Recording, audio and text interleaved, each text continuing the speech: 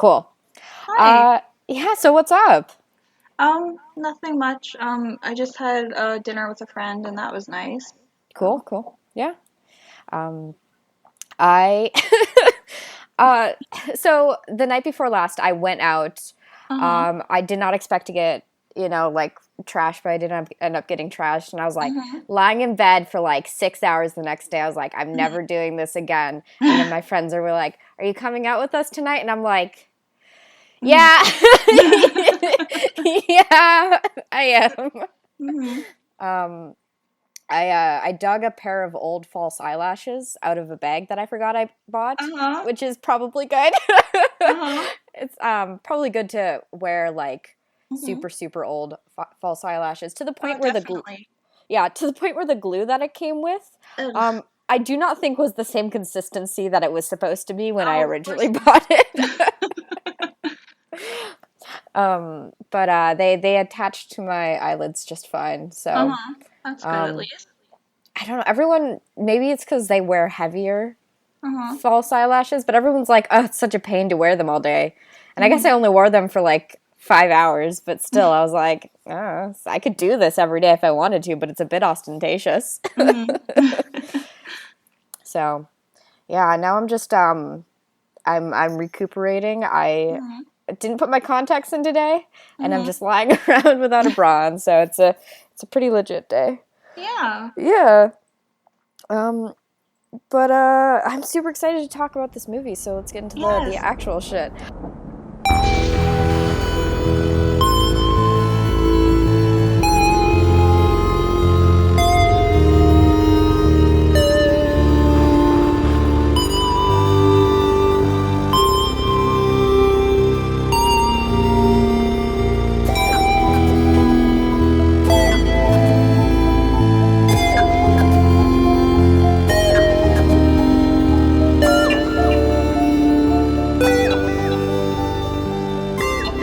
Welcome to Fear Baiting, everyone. Your number one satanic nun podcast Yeah. in the United States of America. I am Blair. And I'm Rinks. Yep. We have returning guest Rinks back on the show. Um, Hello. because, as previously stated in the past episode, Sarah's taking a couple week-long vacation, so Mhm. we'll be having some guests on, Mhm. and it'll be a grand old time. But yeah, I was like thinking about, I was like, who haven't I had on in a long time? And I was I'll like, do oh, my this one. I'll do my best to talk more this time, just because Sarah's not going to be here to fill the silence and stuff. So I'll try to push myself to be more verbal. It's all good. It's all good. Uh-huh. I'm excited to have you on anyway because, Oh. yeah, this is a movie I had heard about from a lot of Mhm. people, but never had like anyone pushing me to actually watch it. It's So honestly like my favorite horror movie, it's and so that's good. yeah. Uh, um, I'm just gonna check. I think A24. Yep, Yes, it A24 is. put It it out. is. Yeah. I saw recently someone online was like, A24 is not a genre. Um, I'm but not so and it's sure like about that. it's not. It's a studio, but they do have a very specific brand of the horror Mhm. movies they like to Mhm. put out. Yeah. Um, this is extremely on brand for them. But like that being said, I fuck with it extremely. Yes. Um, but before we get into that, just to talk about some upcoming horror movies that are coming out, I Mhm. checked the website before we started recording, and it was like, Mhm. upcominghorrormovies.com is offline for maintenance. And I'm like, God Oh damn it. no. the Um. first the first week I have to do it myself, and it's down. There's Um, one I heard of recently. Let me look up the title again. It's something like it's called like What You Love or something. mm, It's about these this lesbian couple that they go to a cabin in the woods to like celebrate their first anniversary, and one of the women like turns out she wants to kill the other and starts like oh. says she wants to hunt the other or something, and the trailer looked really good. I have to find the title again. Oh, interesting. Yeah. Yeah, the short little listicle I looked at Uh-huh. had a Jack Black feature on the list, Oh. so I was like, I I saw the trailer for it when I saw Ant-Man a couple Uh-huh. last week, and at first when I saw Jack Black, I was like, oh, are they making another R.L. Stein They actually movie? are. Yeah, Yeah. I'm sure they are, but it like had the same exact energy as Uh-huh. like a Goosebumps movie. So Mhm. I was like, I think Jack Black is being typecasted again in his in his Uh-huh. second wind. Uh, there's this one movie I saw him in that was a pretty good dramatic performance. Well, dramatic and comedic, called Bernie, where he plays a funeral home director, and Oh it's based on sure. a true story. Yeah. Mm, cool, cool. Yeah. Um, you know how I feel about death, so I think I'd be really into Oh yeah. that. Cool, cool. Mhm. So what was the name of that movie again that you It, talked about? let me find it. Okay. I'm sorry. No, it's all good. So No, cool. okay. It's called What Keeps You Alive. Oh, Okay. sure. Yeah. Okay. Okay, cool. I'm sorry about that. No, But it's yeah, all the good. lesbian horror movie is called What Keeps You Alive. Look up the trailer. It looks pretty cool. Cool, cool. Well, I'm excited from what I've heard about it. So yeah, it sounds super awesome. Mm-hmm. Um, but yeah, let's get into the movie proper. We watched The uh Blackcoat's Daughter. Blackcoat's Daughter, which is it was recommended to me once upon a time, but Probably kind by of me. no, I know actually by an old coworker of mine, Oh yeah. but it was like pitched to me as like Mm-hmm. a Conjuring style horror movie, and Uh-huh. I was like, okay. I mean, I like the Conjuring movies, but it's not Uh-huh. something I would like go out of my way to watch. Mm-hmm. So Mm-hmm. this is not like that at all. Yeah, I haven't seen The Conjuring, but I wouldn't imagine this is like that. No, the Conjuring movies are just like a slightly more Mhm. upscale, Yeah. standard shock horror movies, you Yeah. know. This is Um, very much more of a slow burn. hmm it's a slow burn, and also like uh, I don't know. I there's definitely points where I had a hard time keeping track of Mm-hmm. what was happening. Because there's Um, different right, timelines. Well, exactly. only two, but they don't have it in chronological order. And Mhm. Mhm. Yeah, it's all super super interesting. But um it another thing is that two of the actresses, Emma uh-huh. Roberts and Kiernan Shipka. yeah, they well yeah, no, not Shipka. The other one, the Oh, one that played Rose, Bontian, oh, yeah, Lucy Bontian. Boynton. I know they're supposed to look similar, Uh but they huh. look a little confusingly similar. I was Uh like, huh. what's going on? Who is she and who is she? Uh What's huh. yeah, but it's but Even though they had different hair colors. even though they had different hair colors, I was like, oh, did she like dye her hair or something? Uh Um, huh.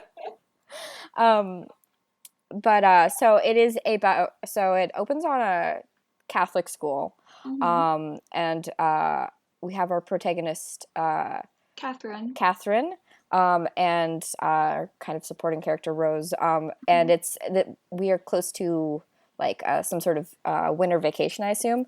In Um, February, though, which is hmm I mean, it's a private school; they can do what they want. yeah. um, uh, yeah, so there's like this event thing, and hmm then people are going to be taken home for like the next like week or something like that. Oh, Um, it actually doesn't it open on the car crash? oh shit, yeah, it does. Yeah, Catherine has like a dream that her parents are in a car crash, and then it cuts to her like waking up, and she's looking at the calendar, and it has marked on the calendar like the day mom and dad are coming to pick her up. Mm-hmm. Mm-hmm. Yep. And so when it turns out that her parents aren't here and there she's just kind of waiting for them because she Mm-hmm. has like a performance later in the evening and they Mm-hmm. don't show up for it. Mm-hmm. Um, she's kind of on edge because Mm-hmm. she's like, "Oh, I just had this dream about them dying, you know, Yeah. so for sure they must be dead." Uh-huh. um, and then our other character, Rose, Mm-hmm.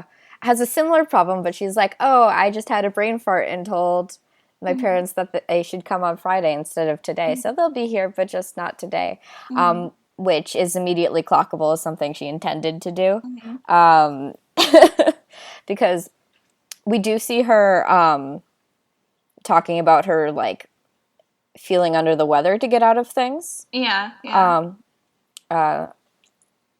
and it's she's worried that she might be pregnant is the whole Yeah. thing. So Uh-huh. she's cut out this time to, you know, Mhm. do figure that out. Yeah. Um, so when they're eventually left alone, Mhm. and they have to be looked over by these nuns, Mhm. and it's I guess it is such a slow burn that I'm like thinking of things that happen, and I it's just I know. mean like it's a good movie, but it is a lot Mhm. of like long Mhm. silences Mhm. where like it's just like tension, you know. Yeah. Um, but one of my favorite parts early on, I think this is Mhm. the first night that they're together, Mhm. is when Rose tells Kat Mhm. about How they're uh, bald. oh yeah, how all the nuns are bald. They have no facial hair. She's like, Uh-huh. if you those are wigs on their heads. If you look Mhm. at their eyebrows, you can tell that they're Mhm. drawn on. Mhm. Um, she was like, I knew a girl, a third year, who told Mhm. me that she saw them uh, Worshipping Satan. worshiping Satan in the basement, Mhm. and it's an interesting conversation because the way that Kat reacts to it is Mhm. definitely like, who told you that, you know? Uh-huh. And She's I don't know why them being bald is such a big deal, but mhm. does that have something to do with Satanism? I Shaving don't off? I don't think so, but it Uh-huh. is I think it is just like unnerving enough, you Yeah.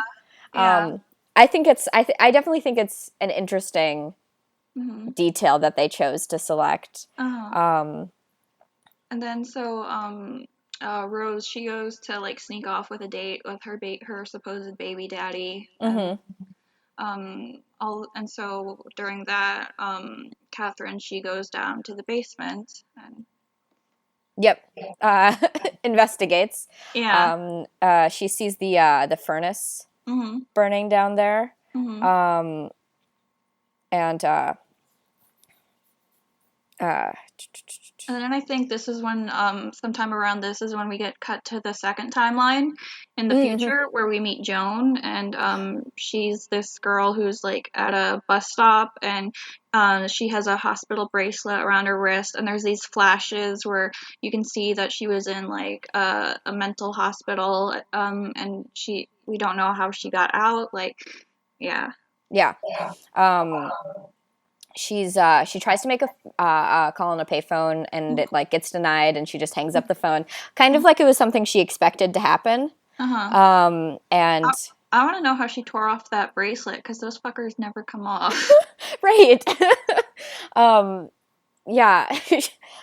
Brute strength. I mean, Uh-huh. she has quite a bit of strength behind her, as we find out later. Mhm. Mhm. But yeah, she ends up waiting outside on a bus stop, Mhm. and she's approached by a middle-aged gentleman, Mhm. maybe out in his 50s ish, Mhm. um, who is concerned about her. He's all like, "Oh, you must be freezing out here because it's like the Mhm. middle of winter in Mhm. upstate New York," Mhm. um, and he's all like, "Hey, I have my wife is in my car with me over Mhm. there.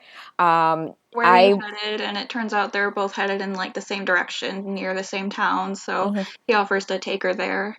mhm. Um, he's like making carefully being. I don't want to seem menacing at all, you know, Mhm. Mhm. and." I was really interested where this line was going to Uh go huh. because I was like, is who's going to backstab who, you Yeah. know? Yeah. He seemed like pretty genuine though, that he had good intentions, but there was still a chance that he had something up his sleeve. Yeah, I didn't get any Insidious vibes from him, which Uh huh. is part of the reason why I got Insidious vibes from Uh him, huh. Uh huh. because I was like, oh, this would be an interesting like reach Mhm. around, Yeah. but I don't know if it's going to be the one they're going for. Mhm. There, it's in yeah, his like demeanor isn't menacing, but some of the actions he does, Mhm. because well, first of all, his wife is Mhm. super like um, hesitant, or not even hesitant, but outright protests like Mhm. this bringing this young woman into the car with them, Mhm. and he's all like, I'm just trying to be nice, I'm just trying to be nice, Mhm. and there is this vibe that, you know, this isn't the first time this has Yeah. happened, Yeah. um, Definitely. And so and then later in the evening, Mhm. he visits her. He knocks on her door. After she just took a shower or a Mm-hmm. bath, and Mm-hmm. she's just sitting there in a towel, and it's just like, oh, huh. That yeah, that was like what I was like, is something gonna Uh-huh. happen here? And nothing does, but I was like, Uh-huh. oh. He This like is doesn't react to it, which is really weird. yeah, it is an interesting level of intimacy between complete Mhm. strangers. Mhm. Um, which actually kind of is the theme of their, if we can call it a relationship, the way these two Yeah. characters relate to one another. Mhm. Um, so It yeah. then it like cuts like after she gets in the car with him, then it cuts back to Rose coming back to the school with her boyfriend, and I forget what they were talking about, but I think he said she wanted him to like stay there with her or something. I don't remember. Yeah, it's something to the general effect of it is that um, she's like breaking up with him basically. Oh yeah, yeah. Yeah, so it's worded in sort of like a non-direct way. Mhm. Like, She's just very dismissive of him. yeah, he's like, I think he says something like, I can visit or something Mhm. like that, or I can walk you in, and Mhm. she's like, yeah, don't do that, and he's like, oh, I see how it is. um, and I mean, who can really blame her, because Mhm. like she's worried that she like got knocked up by this dude Mhm. while she's in Catholic school, Yeah, so yeah. um, yeah, so she's got a lot of stress, Mhm. understandably. And she goes to like the bathroom to like brush her teeth and like get ready for bed or whatever, and then she hears a noise come from downstairs. So she goes to like down to the boiler room, and she goes up to the door, and we see her face, and she's like shocked. And then it cuts to you see what's in the room, and it's Catherine. She's like in front of the radiator, the whatever, what is it? Mm-hmm. Furnace. Yeah, in front of the furnace, and she's Mm-hmm. just like bowing a bunch, like Mm-hmm. in like a in a ritualistic manner. Yeah, yeah. And at this point, I'm like, okay, wait, right on. What's going on here? Oh yeah, this is like the first. This is where it starts picking up. Yeah, because like I said, I had no actual like knowledge of what the plot was gonna be. So No I was like, expectations. well, I was like, I don't know if the vibe of this is gonna be a supernatural or Uh-huh. psychological or something like that. Uh-huh. So Kind of both. kind of both, yeah, for sure. But I guess I wasn't the vibe, the energy of the movie Mhm. before this point didn't Mhm. suggest Yeah. supernatural, I guess. Uh-huh. But it does do it very well. Mhm. I think it's really interesting. It definitely I like A24 because when they do movies about the devil, Mhm. um, they have a very specific energy about it, Mhm. and there's almost a reverence towards Mhm. like Yeah, yeah, this definitely. and The Witch. I feel like Uh-huh. have similar theses, you Mhm. know. Mhm. But we'll get into it. Definitely. um, yeah, and then it cuts back to the future with the Mhm. scene we talked about with Joan and Bill. And His name is the yeah. husband, Uh-huh.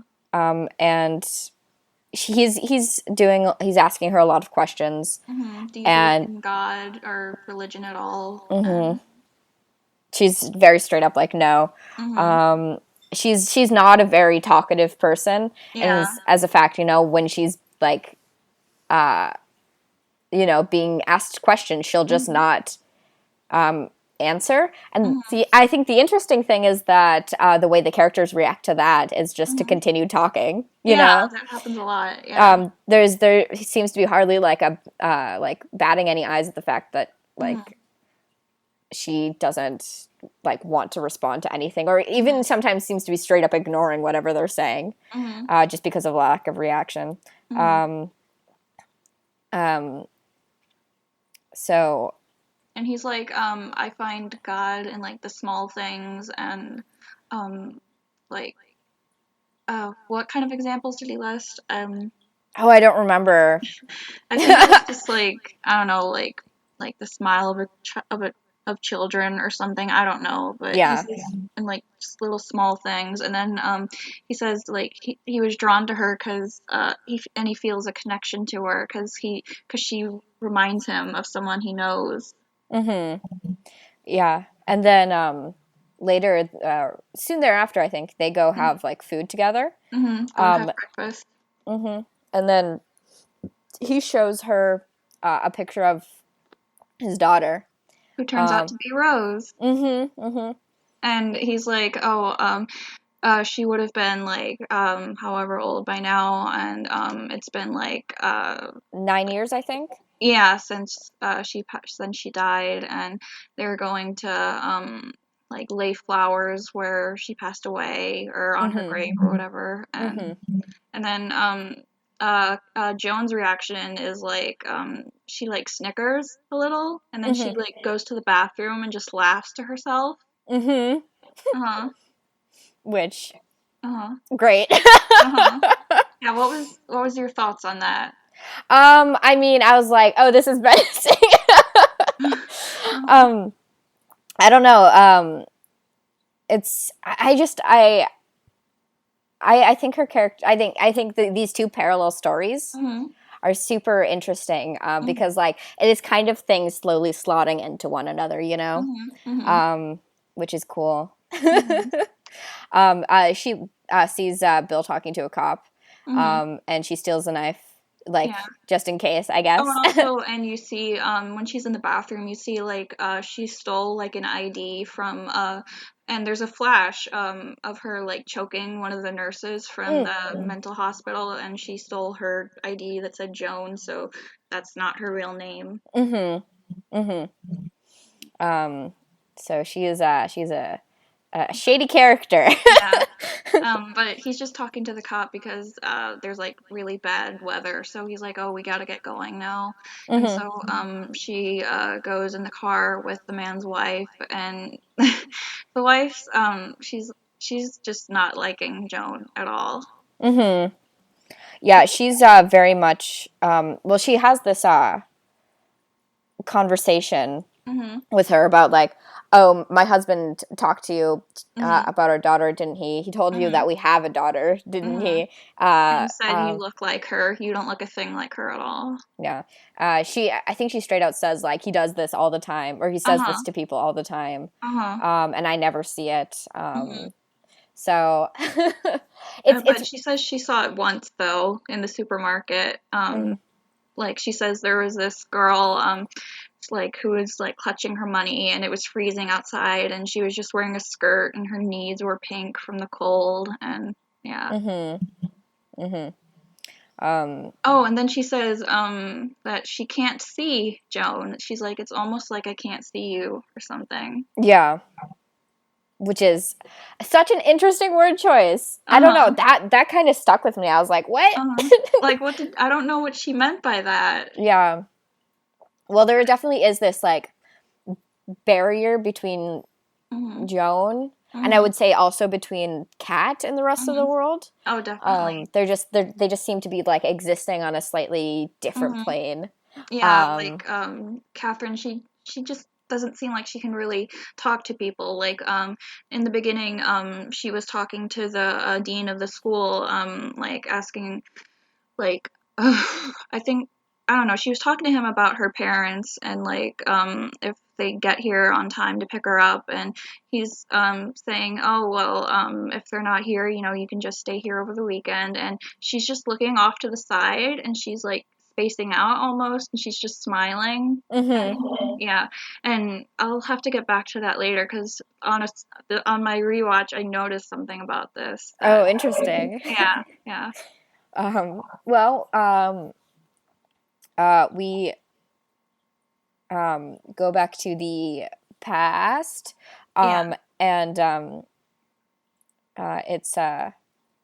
it's Kat and Rose talking at night, and Kat tells Rose that their parents are on the way, Mhm. but Rose is like, or no, Rose tells Kat that their parents are on the way, and Kat is like, no, they're dead.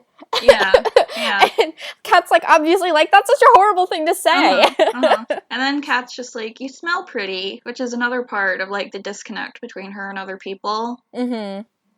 Yeah, because like when she said that, I was like, oh, that's a thing you say to people just out of nowhere. And then it, like, you see her when she's in bed. She's like under the covers, and she's like on her stomach, and she's like breathing really heavily. And then like it shows her, she like does like a flip, like this weird like almost yoga position, like, but it's very like contorted. You know what I'm talking about? Oh yeah, totally. Yeah. It's very emblematic of possessions. Yeah. So, yeah, it's interesting. It's cool though. Like it is because it is such an understated movie. It's like these little moments stand out so much where I don't think they would in another movie, but they becomes like almost uniquely powerful in it, you know? But then they have breakfast with the nuns, and oh wait, also, sorry, I'm just looking at the Wikipedia just to remind myself of the plot. Also, sure. Rose, like when she goes back to her room, she like bars her door with like a chair. Right. Which is like a kind of honestly a good instinct on her behalf. Yeah. Um, But no, they're having breakfast, and the nuns, they want to say grace, and they notice like while doing it, Catherine is like laughing to herself, so they ask her if she can do it, and so she starts, and then she throws up. yeah. Well, first of all, she's just like staring at Rose while they say grace, and then they ask her to do it herself, and she's like visibly sweating, and she looks like pallid, and like she's got these dark circles under her eyes as she tries it, and she can barely choke it out, and then she stands up, and then she like pukes. So a pretty good way to start the day. She's like brought to like a nurse's office where they like look after her, and she calls them both cunts, right? Yeah. I forget the exact line, but yeah, it was so fucking funny because it just comes out of nowhere. And well, they're having a conversation with like Rose. They're like, oh, she'll be fine, you know. And then Kat calls them both cunts, and it's like, okay. And it's like an immediate like reaction to that. They're like, oh, we're gonna bring the headmaster here, and then according to Wikipedia, they get a call from him, and it says Kat's parents are implied to have indeed died in a car crash. So I guess he was coming back to like tell her about that. So, but they probably would have also like had him discipline her while he was there. Yeah. Oh yeah, and then does this happen earlier? I think she tells Kat tells Rose at one point that, oh yeah, she was just on the phone with the headmaster. Oh yeah, it does happen earlier. And he's like, he says, I can live here forever with him. I can stay here with him. And then I think Rose brings that up to the nuns, and she's like, did the headmaster call yesterday? And they were like, why would he call? Yeah. So, but after he actually calls this time, they ask Rose to go shovel the driveway between like the houses on campus, and she tries to like open the doors to them, but they're locked, so she just goes back to her room. Yeah, they're like weirdly insistent about it. They're like, to the earth, please shovel them to the earth, and she was like, I wasn't the one who's like swore at you. But yeah. And then Mr. Gordon, he comes back, and like they go to the house, and like they look around, and like their faces are just in shock again. Because there's like you can see there's like spatters of blood on the wall. We get a flashback of Kat answering the payphone, and she's trying to figure out who it is. At first she says mom, and there's no answer, and then she says dad. And we get a really gravelly voice say, "Hey, baby girl," to her. And she's like, "Who is this?" And then it tells her to kill all the cunts, and she's like, "Okay."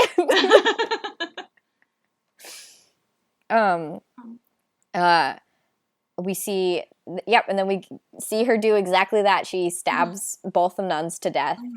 And Cuts their heads off. Yep.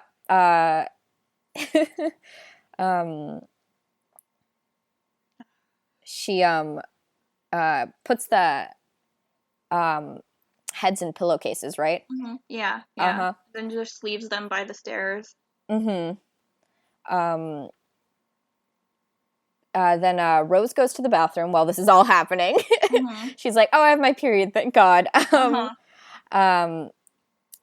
She hears someone come into the bathroom and then leave.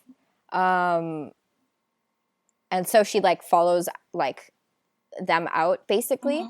And like looks down the stairwell to see like two bags on the ground, and it's hard to make out what it is, but they're like, when it registers to her that they're like bloodied and stuff, she like, it's such a like interesting reaction. Instead of going to investigate, she like recoils slowly. I mean, she's obviously in shock, and her hand is over her face and everything like that. But it's also like, well, I mean, it's totally in tune with the rest of this movie. There's not screaming in this movie, not really. She just is very like slow and subdued and shocked about this sort of thing. And then Kat appears behind her and stabs her to death. She slits her throat, stabs her to death, and decapitates her. Decapitates her. We have a police officer entering the scene, and we see the whole bloodbath on the windows and shit like that. This is obviously like an officer who's not used to doing anything like this before. He's so shaken up by like anything. And he finds her in the basement in front of the furnace, and she's just standing in front of it, and then all three of the heads are sitting on the ground next to her. And so she's still got the knife in her hand. And there's something happens to the audio here.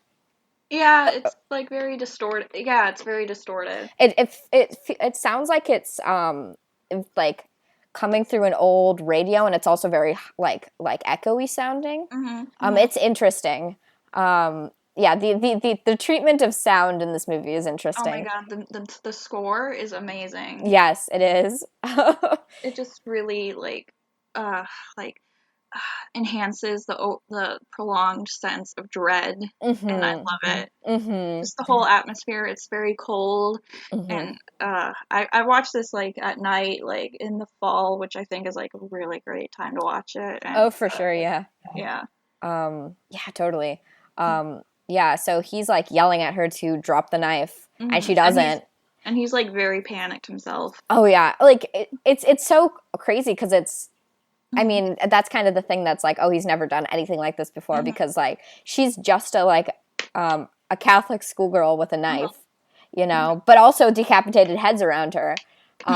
So it's like, he's like just in immediate panic, and he seems like he just like drop the knife or I'll shoot, and then she starts screaming "Hail Satan," and I'm like, hell yeah. And then, so she doesn't drop the knife, so he shoots her in the shoulder.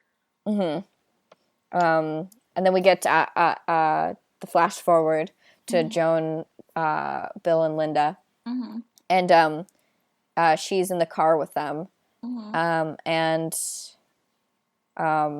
Linda talks about specifically how her daughter was murdered. I think she says something to the effect of like they had to do blood tests to make sure the head matched the body. And then Joan says that she's gonna be sick, that she's feeling sick, and tells Bill to pull over. And Linda's like, "No, don't pull over.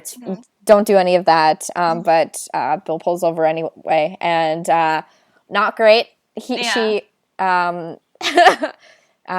she immediately Joan immediately goes to like slit Bill's throat and then Mhm. stab Linda repeatedly. Mhm. Um, and then she cuts off their heads and then puts them in a Mhm. suitcase, Mhm. uh, where she carries it to the boarding school, which Mhm. is all like closed down and stuff. And then Um, we have our flashback again. yeah, where you now find out that Catherine and Joan are the same person. Mm-hmm. And like Kat, like after she like murdered the nuns and Rose, she was sent to like the psych ward, and a priest did an exorcism on her. And throughout this, you see flashes like from the past, like when she got the phone call and stuff, and like when she was in the bathroom, like there's like this shadowed figure, and it's got like it looks like a Mm-hmm. bunny demon. I love it so I much. know.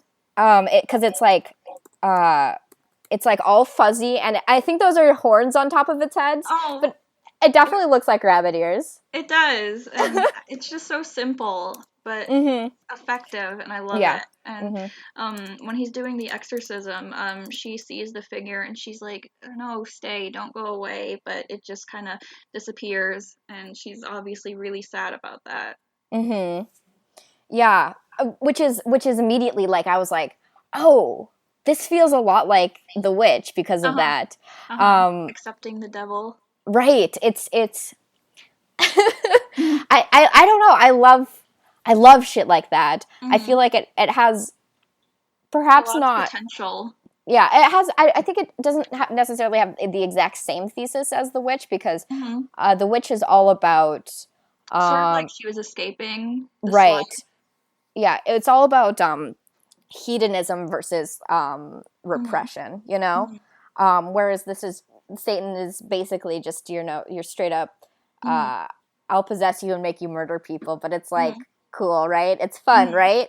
I Which think um like I don't know if like the dream was given to her by the demon or she just had it, and then like but the demon was definitely like a comforting presence to her, saying it could stay with her forever and calling saying it was her dad and stuff. yeah, yeah. Which yeah, it's I think yeah, that's really there's not really like there's not menace and or Mhm. fear like in these representations of Mhm. like this demon. Like you said, it is a very soft looking creature. It's just Mhm. covered with fur all over and it's got a Mhm. very simplistic. We only see the silhouette of it, but it's got a very Mhm. simplistic shape. It's Mhm. not really the object of fear here, I don't Mhm. think. Mhm. Um, what's interesting about this is that I think I would be hard pressed to identify the object of fear Mhm. because these young women are obviously the ones that end up killing people. Mhm. But I don't even know if we're supposed to be afraid of them, you know? Mhm. Yeah. I guess this young woman, she's the same person. Um, but Because like then it like goes forward to where Joan or Joan Catherine, she goes to the boiler room to bring in the heads of Bill and Linda, and just she's obviously it's not the same as the first time when she first brought the heads of the nuns and Rose, and she goes out of the school and just starts crying, and then it ends. mm-hmm.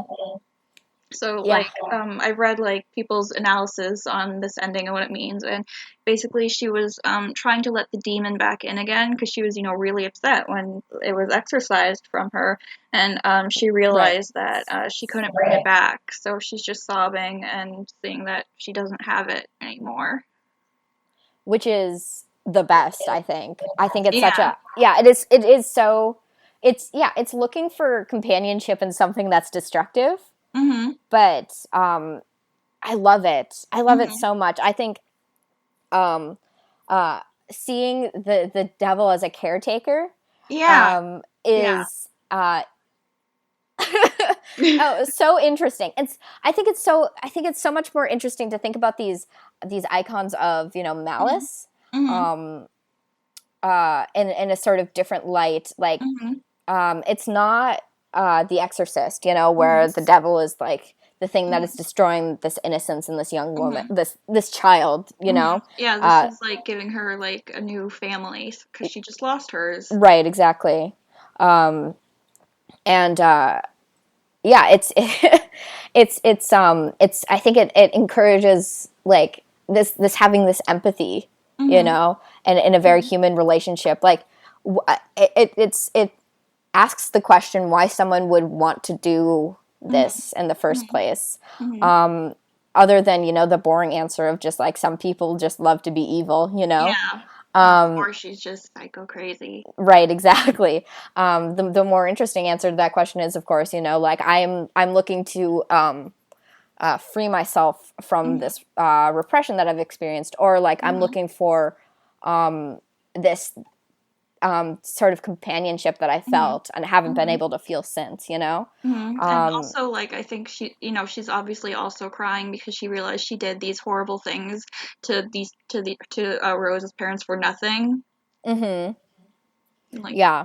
Like, yeah, and I wonder if it's actual like regret or hmm just like she's just or sad that it didn't work. right, exactly. Well, I mean it's I did all of this for nothing. It's so it's not even hmm worth the consequences aren't even worth it, you know? Yeah, yeah. Um Also, since I brought it up earlier, the thing that I noticed when she was talking to the dean of the school and she was looking off to the side, she was obviously like on a rewatch. You can tell she's looking at the demon. You just can't see it. mhm.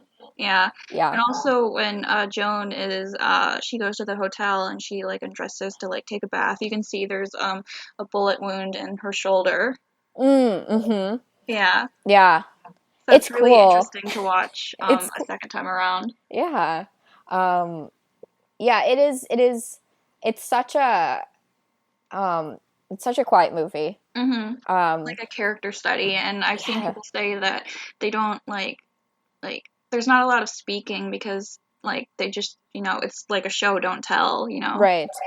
Yeah. I can definitely see why someone wouldn't enjoy the energy of this Mhm. movie, but Mhm. I think it's really interesting. Mhm. I mean, this is coming from someone who's like one of their favorite horror movies is Lake Mungo, which is maybe the most understated horror movie ever. Yeah, yeah. So, yeah, no, it's really tremendous. Mhm. I really really enjoyed watching this. I'm glad. It's really like tailor-made for you, honestly. It is because I was like, oh, the devil. Uh-huh. Oh, yes, that kind of devil. Right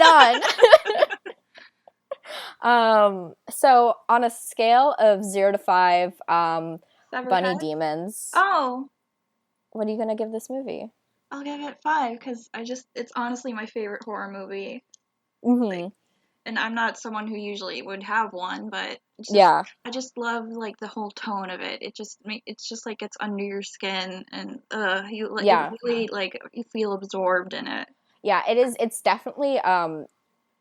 I don't even know if I would call it a creeping dread so much as a Mhm. constant dread. You Mhm. know, Mhm. like Like and then it just goes into like a crescendo of. right. Yeah. It's similarly I would give it a 5. This Mhm. is like I said, I've loved everything A24 has put out. I Mhm. literally don't think I've seen a single movie by them Mhm. that I've hated, so or even not been crazy about, you know. Mhm. So they always get perfect 5s from me. Mhm. Mhm. This is no different. This is it's just it's really nice to see. I love schlock horror a Mhm. lot, but I love this era of like um, horror as drama Yeah. or Yeah. horror as, you know, like an elevated Mhm. genre, you know. Mhm. You can tell complex stories about the human condition through Yeah. fear. Yeah. Um, This is really like a character study. You can yeah, say. for sure. And that's something that's always felt really evident to Mhm. me in the first place. Like, I feel Mhm. like fear is one of the most human emotions. Oh, definitely. So I always feel like, you know, like horror says a lot about Mhm. how we are currently relating to the world as a Mhm. culture. So it's Mhm. always miffed me when people are Mhm. like, ugh, horror is so like lowbrow. And I'm like, Mhm. no, it's good. Uh-huh. Yeah. um, but yeah, I realized as we were at the butt end of this recording that I Uh-huh. forgot to shoot out a questions tweet. So I don't know if we're going to get any in, It's but okay. I'm just going to temporarily put that Mhm. on the back burner. Mhm. So let's get into recommendations. And if anything comes in while we're talking Okay. about that, we'll do Okay. those. But do you have any recommendations or would you like me to Uh, go first? You can go first, but I do have one, but I'll just let you go first. Okay. My recommendation this week is the television show Fargo. Oh, yeah. Um, Oh yes, it's so good. I it need to is. watch seasons 2 and 3, but Oh, is three out? I think. yeah, it came out like last year. It's Yeah. like on I Netflix. think Hulu only has the first two seasons, Oh, but I will okay. find the third one when I get there. Mhm. Yeah. Because I just finished the first season, Mhm. and it blew my mind. It's so crazy. Uh huh. It holds a special place in my heart because it's Because of about Glenn. okay. There's let's say three reasons. A, it's in northern Minnesota, Oh yeah, which is yeah. not where I'm from, but a place I'm quite familiar with. Mhm. North to central Minnesota, let's Mhm. say. It's murder and crime, and I'm like, yes, Uh huh. murder, yes, crime. Mhm. And then Glenn Harrington is in it, and he plays the stupidest bitch on earth. Uh I huh. fuck, I love his character so much. He's so funny. He's He so is. funny. I remember they actually wanted to get him like an Emmy nomination for best guest star, and he really deserved it, honestly. Yeah, he did. Um, it's okay, but the most jarring thing ever about that is the Uh-huh. fact, like, having this like strong northern, like Midwest, northern Uh-huh. Minnesota accent come out of his mouth. I'm Uh-huh. like, who are you?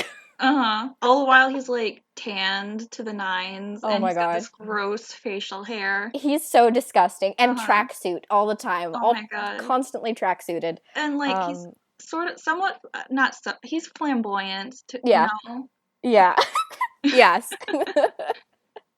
He's um, I would call him like a breakout star.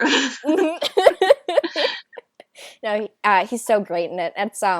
It's so darkly funny, Mhm. obviously, because it's like based off of the movie, which is very darkly funny. Mhm. Mhm. But it's also like really interesting. Like it's a really interesting crime show, Mhm. Mhm. which I as a genre I tend to be quite bored by, Mhm. but really really love here. Mhm. So yeah, that's my Mhm. recommendation this week. Mine is the HBO series Sharp Objects with Amy I've heard of Adams. it. It's based on a novel by Gillian Flynn or Gillian Flynn, whatever it is, the author of Gone Girl. And it's Mm. about this reporter from St. Louis, where well she's living in St. Louis now, which is where I'm from, and Mm-hmm. she goes back to her hometown in like the more southern part of Missouri. Because there's this there's these serial murders happening of teenage girls, and her boss wants her to do a story on it, and she's just investigating like how the town is reacting to this, and like she and how it shows like how it affects her too, because she has like her own personal connections to it, and Amy Adams is just such a great actress, and I really Mm-hmm. love these more dark roles she's been doing. Yes, I wanted to see that movie that she was in. It was like called uh, Nocturnal Animals. Nocturnal Animals. I want to see that so bad. Um, I've seen it. It's pretty nice. Yeah. yeah. But I've also heard such amazing things about Sharp Objects that it's like definitely on Uh-huh. the top of my list right Uh-huh. now. Uh-huh. So I'll I would definitely look just into it. be a little wary of it if you have issues with like self-harm and stuff, because it does show things about that, but it's really good, and I'm really excited to see where it goes. Hmm. So yeah, thank you all so much for listening to this Thank week's you. episode. I hope Um, you liked it, and I hope you guys go watch this movie because it's fucking great, and I don't see a lot of people talking about it, so. Yeah, yeah. I saw a little bit of conversation about it Mhm. when it first came out. Mhm. But yeah, yeah, but it definitely deserves way more attention than it's gotten. So Mhm. yeah. Um, but if you want to find me on the internet, you can do Mhm. so at Blair Kitsch on Twitter or blairkitsch.tumblr.com. Um, if And you oh, sorry, what? no, if there, I was just gonna say if there's anything you want to plug or if you want to Oh, plug yourself. just you can follow me on Twitter at Rinksu, Riinksu, or Platycat at Tumblr, Platty and Cat at Tumblr. So yeah. Yeah. If you want to find our currently not present co-host, Sarah, online, she's at That Gayest. tiger pussy. Yeah, Fat Tiger Pussy. Online, her strong brand. At Gayest Lulu on Twitter, where We love you, she. Sarah. Yeah. Don't follow her. If you want to support the show, you can do so at patreon.com/fearbaiting. We appreciate any monthly donations you want to send us. It keeps the show alive. It makes it so we don't have to pay for Libsyn. So $1 a month gets you ability to vote on movies we're going to watch once a month, and then the ability to see episodes a day early whenever that happens, which is not super often, but it does happen sometimes. $5 a month gives you shout outs at the end of every episode, and also if you have a short message you would like us to read on air, we will do it.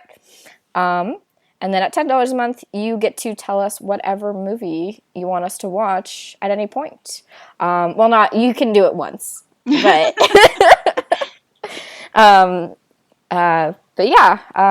so thank you so much to Michael Kaiser, Kit, Paul Bechtel, Sophie, and the cool Sophie for supporting us. We love you all so much. You're all the best. Or you can support the show by telling your friends about it.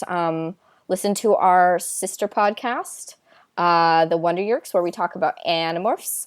We just put an episode out earlier this week, and it was really good, so listen to the podcast. Next week, we will be having a returning guest, Kit, on again. I don't know what movie we're going to be watching, but it should be a blast in any case. So, until next time, I have been Blair. I've been Rinks. Hail gay Satan. And remember, you can put a fucked up guy anywhere. You sure can. Good night, everyone. Bye.